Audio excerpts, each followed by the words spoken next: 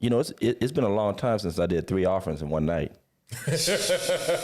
K-Juan, you brought something new out of us, man. I'm gonna try it on Sunday. I'll see what happens. Brother, See what happens. that's one of the casualties of the pandemic. Is then when we all went to the online giving and not even doing offerings, and really during the service, you like miss out on that offering moment. Like we were aggravated and we made all kind of jokes about how long it took, but you sometimes had some really good church moments during offering time, man. I mean, musicians would play. We talk about choirs would start singing. You make up songs. Pastor, I did the wicked shall cease. Oh no!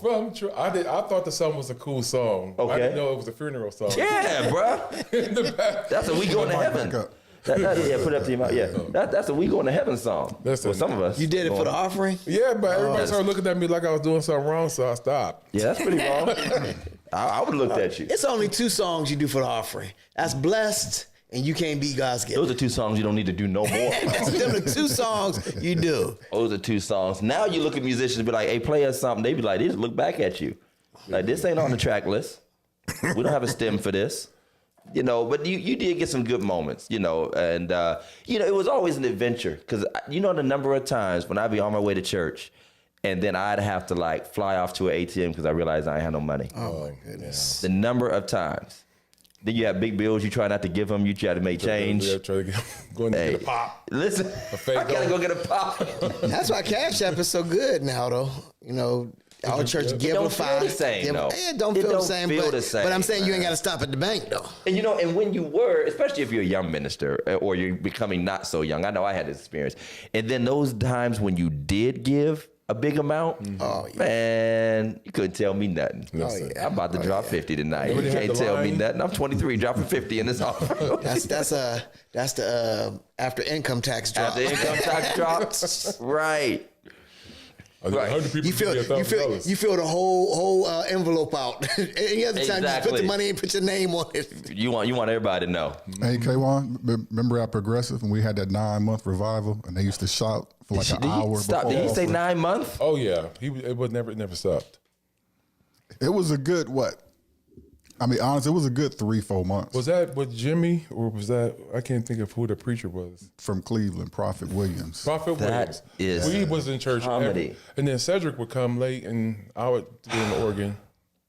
Y'all got a kid. I wish he was around back then.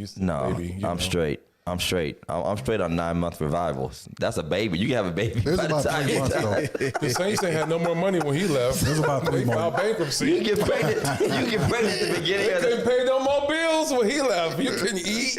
9 months. I couldn't go to KFC. No, 3 months. 3 months. It was 3 months. It was about 3 months. Still, that's a preemie. That's the first trimester. That's a preemie. The first trimester right there. I was exaggerating the 9. It felt like 9 months. It felt like 9 months. Yeah, it was like 3 months. Man, anything over 3 days is too long for me, man. Right. When I started agreeing to do those 5-day revivals for Pettis, I was like, what did I get myself into? Like, what? I'm out of words. I ran out of Holy Ghost on Wednesday. Now you understand my story. Listen, yes. Turn it off for a few minutes. I had to turn it off. I'm like, I'm just phoning this in. I'm like, didn't y'all get it last night? Hey, Kevin, I have a question for you. Yo. When did it hit you? Like, okay, I'm talented, I'm creative, you know what I'm saying? I can do this. Did you just kind of run up on it, or? You know what? So the one gift I lied on and finally figured it out. She said you lied on the gift. So you pretended to have a gift until you did. Well, because everybody was like, well, who cut your hair? I said, well, I did. Actually, I lined it up, but I didn't cut it. Tim cut it.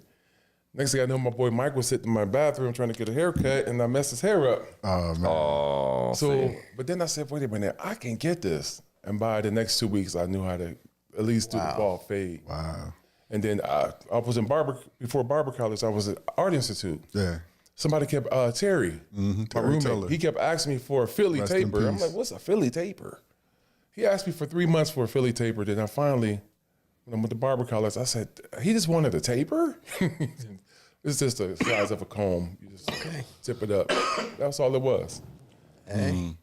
If it was that easy to do, everybody would be doing it though. So you got some talent. I mean, It took all my friends day. I tortured. So are you still cutting like that? No. You don't cut like that? No, I've retired that spirit. Bro, you need money. Start cutting again.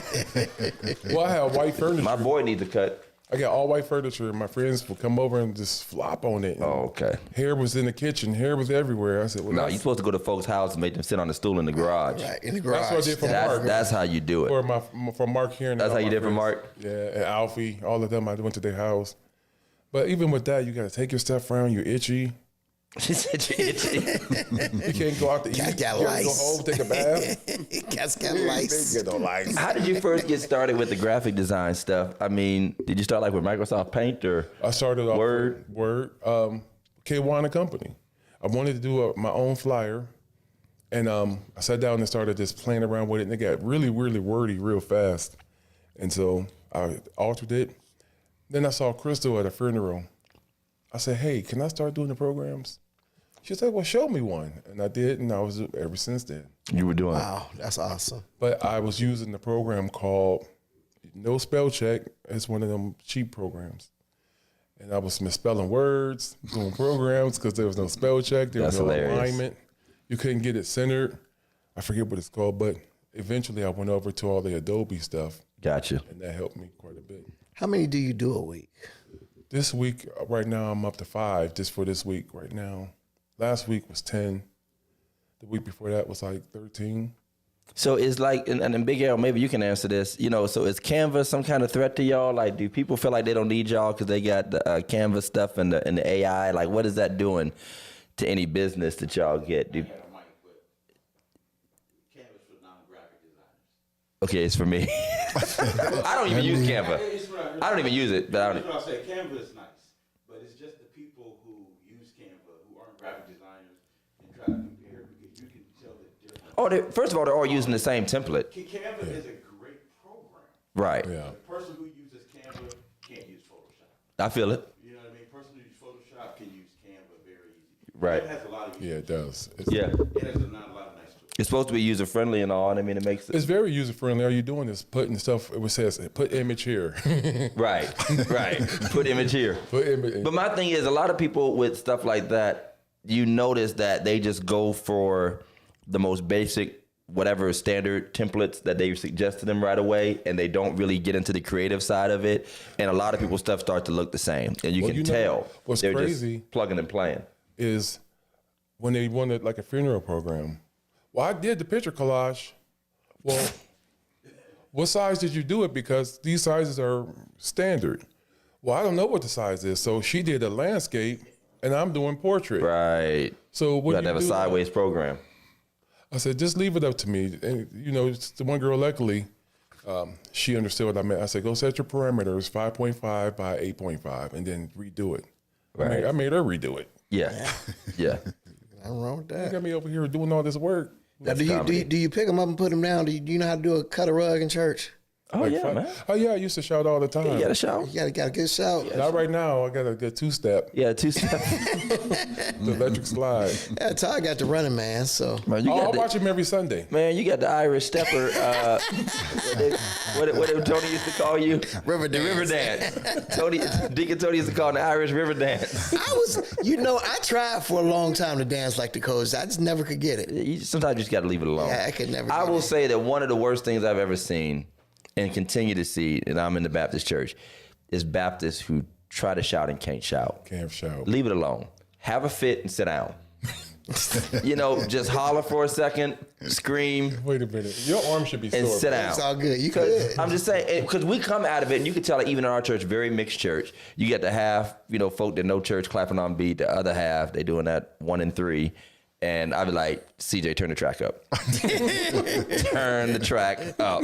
Turn it up. So that's the word. So do you ever see yourself getting back into playing a little bit, man? Getting back into the... Alfie, Pastor Birch gave me a strong word for about 1 hour and 10 minutes and 2 seconds. So he had a sermon for you. Yeah. Once he starts, he won't. Him and Lamar have contests who can talk longer than you. He told me that once this is all over with, not only will you find a good church home, but you're never going to leave it. All he right. said, you're going to be completely transformed. Welcome to Second Baptist. You can smoke with us. Oh, I'm joking. I'm no, sorry. you're telling the truth. I'm sorry. We're live. Come on, Pastor. What you smoked? What's that stuff called? I don't know the difference. Newports, brother. No, I'm joking. But yeah, No, I believe that. I he believe gave that. me a powerful, powerful word, and I couldn't even get the word in because he was so. The Lord had driven something in him to make sure he told me, and he said, "You're not going to die." I had a witch hit me up and said that if I A witch. said if I did not get a word from that person, that I was going to die from cancer. And I told my mom, my family, we were just like, no, we're not going to receive that. You got to stop this, man. Y'all got to stop this, man. Yeah. Y'all got to stop. That was called hang up right away. You just hang up on him. I die from, I don't receive. So I've never had this kind of peace in my life. I've had more peace during this time than I've had in the 53 years I've been on this planet. So that's a blessing in itself. I truly love Alfie, and I truly believe everything his word. Is that something you want to do though? Do you want to go back into playing? I want to get back into a ministry where I could grow. I love it. Where I could be back myself and be happy. I love Bible study. Right now, if you look at me the wrong way, I might be able to get you real good, but I got to get that. let me get my spirit back. It's all in the church too, man, because we can get scarred by some experiences, man. It can really turn us off, to anything and anybody, and it matters. That's why I say all the time, like church folk, we talk about the hypocrites and all that kind of stuff. It's not always just hypocrisy. Sometimes it's harshness, the way we just come off. And so cruel and tough with people, not knowing that they're going through battles they might not ever tell us about. And the sick thing is, you claim to have all this discernment and spirituality, but you can't see the hurt behind the person because you're too busy trying to prove a point or domineer or control. And you might be right about what you're saying. Of course, you want them to be saved. You want them to be right. You want to instill good values and all. But if you can't see past the humanity of the person, right. Or if you're looking past the humanity of the person and you can't see that, and I've just learned, and I'm still growing it all the time, like temper your words, especially leaders, because people take our words to heart. We can do a lot of joking, but people don't take our words as jokes, right? Especially in those pastoral moments. Absolutely. Or we're being a little bit more flippant. And I think the fear, or the problem, I should say, with those of us who are in leadership, have been in the church a long time, is we've seen so many scenarios that we're a little blunted to it. But for the person going through it, right, that's their whole world. That's the whole world. So we got to pull back on that, man. So I feel it, man. And I pray that you get to that place. I have another friend in a similar situation who's like, I'm never coming to, don't see myself going back to church. And he's kind of softened a little bit. And I'm like, hey, man, I don't want nothing from you because he's talented. Yeah. I said, if you ever just want to slip in the back, man, just sit in. Or come on an off day because he plays and play with the band. I ain't trying to put you on front and make you my musician or not. Just get that feel and camaraderie. That and you got that offer too, by the way. Come down to rehearsal and just chill out and just be around people in that no pressure situation. I talked to a young man this morning for about an hour during Sunday school who has a phenomenal ministry down there, man. Just phenomenal ministry with youth. Mm-hmm. But his character is garbage. Mm-hmm. And I was You're garbage. No, but I was able to talk to him because I had that when I first got into ministry. I had that character, and I said, brother, you need to just go somewhere and sit for about a year. Mm-hmm. You don't need to be over nothing. You don't need to, people need, because the more you start trying to go to churches, you're still the same person. Right. You just go somewhere, sit down. I'm not even saying you need to come here, but you need to go somewhere, sit down, and just relax for a year, man. Yeah. You got to be willing to do that, man. Yeah, I hope that works out, man. Jeff joked me, but it's true. I never known what it's like to be out of the church or stop going to church. I don't know what that feels like to go a week. So I can't relate when people say, I kind of got away from it, or I got out of it, or I got frustrated. I can't relate, but the more I pastor and realize my impact on people, I understand. Yeah. And understanding is everything. Right, man. But, it's all good, man. If we can get Mike back into church, man, we can get anybody. He almost got saved all over again today, man. I was watching him. He had a little bounce in his step. I almost shouted today. Almost had a little shout going on today. Come on, Pastor Mike. But, I think it's that season, man. And almost good. it's almost good that the church has gone in a direction in some ways. We talk about what the church has gotten away from in a lot of ways, but I also see what the church has gotten back to. And I don't think we acknowledge that as much. Yep. Like there's like a reset. People feel open, like trying out church again. Absolutely.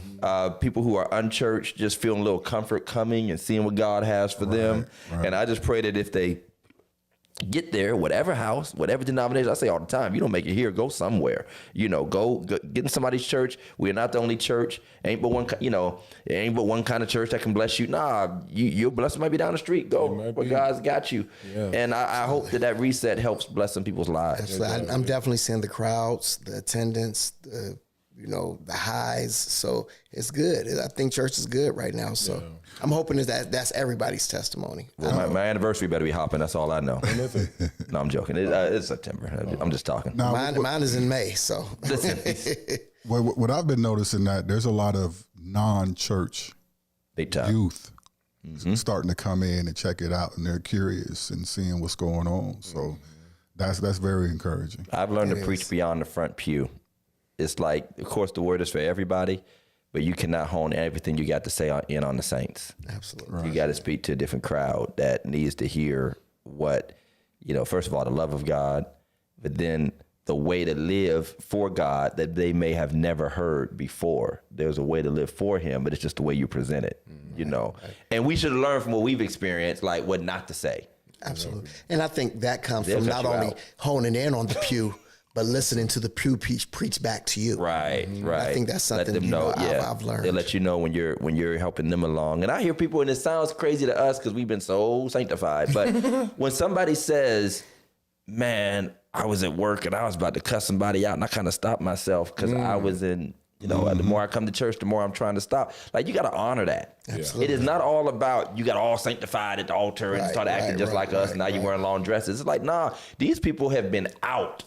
So every step matters to them. Every step matters. Every time they don't go out, it's a victory. Every time they don't cuss at somebody, it's a victory. So like, let that be till they come all the way, come all the way in. So it's been real, y'all. It's been a cool after show. We appreciate y'all. We got to get moving, get running to another week. Hope you have a good one. Peace out. Please consider helping K1 in his aggressive fight against stage 3 stomach cancer. As we know, all cancers can cause serious health complications or even death. Let's support him by making a donation to Cash App at $K1Pat or visit the GoFundMe account listed below.